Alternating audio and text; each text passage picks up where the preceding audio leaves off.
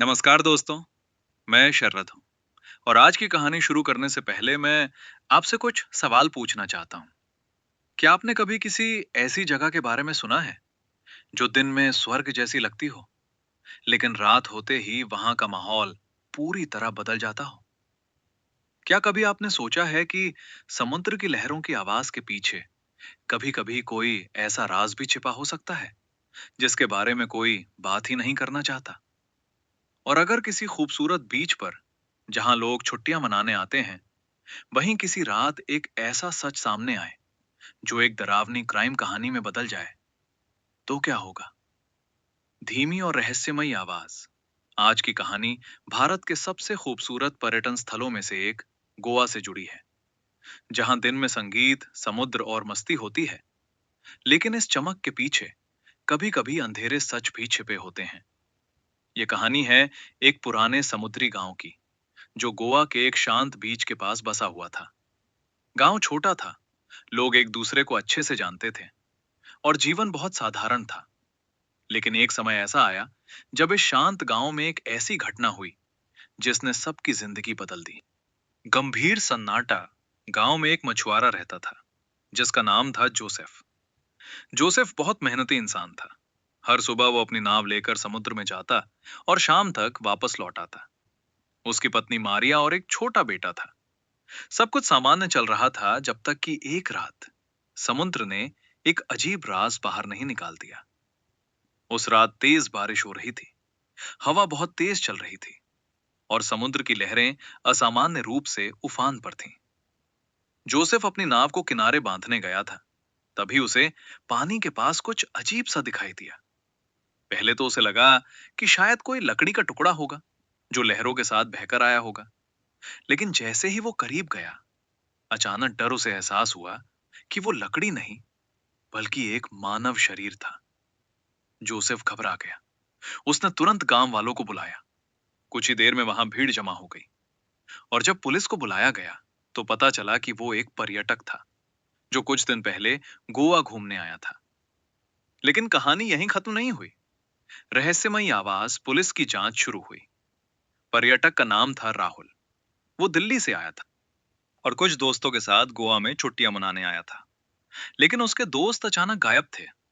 Hotel में पूछताछ करने पर पता चला कि आखिरी बार राहुल को रात में बीच के पास देखा गया था।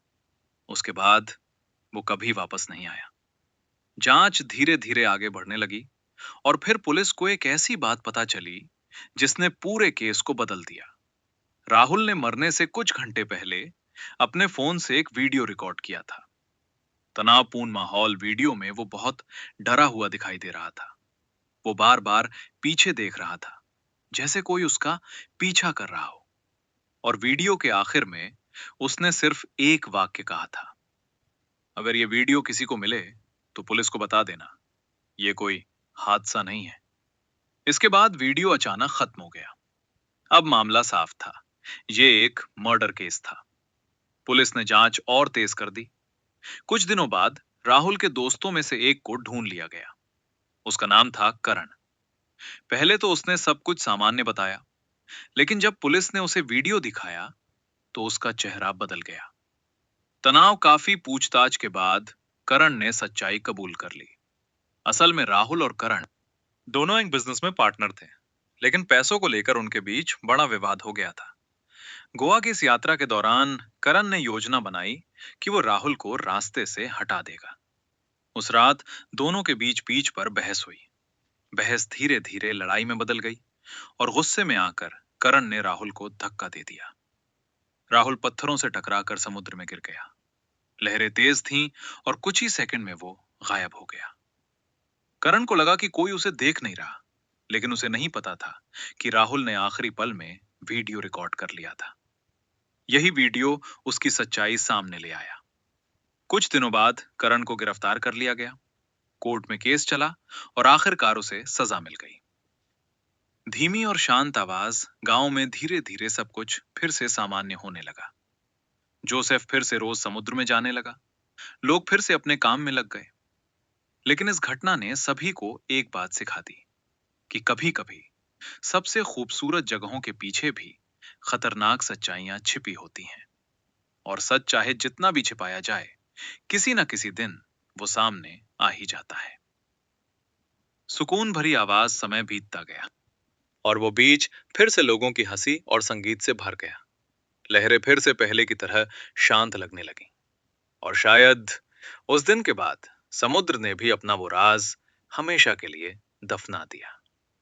दोस्तों, हर कहानी हमें कुछ सिखा कर जाती है और इस कहानी ने हमें सिखाया कि लालच और गुस्सा इंसान को ऐसे रास्ते पर ले जा सकता है जहां से वापसी बहुत मुश्किल हो जाती है। मैं हूं शरद। अगर आपको ऐसी रहस्यमयी और सच्ची घटनाओं से प्रेरित कहानियां सुनना पसंद है, तो अगली कहानी में फिर मुलाकात होगी। तब तक अपना ख्याल रखिए और सुरक्षित रहिए। नमस्कार।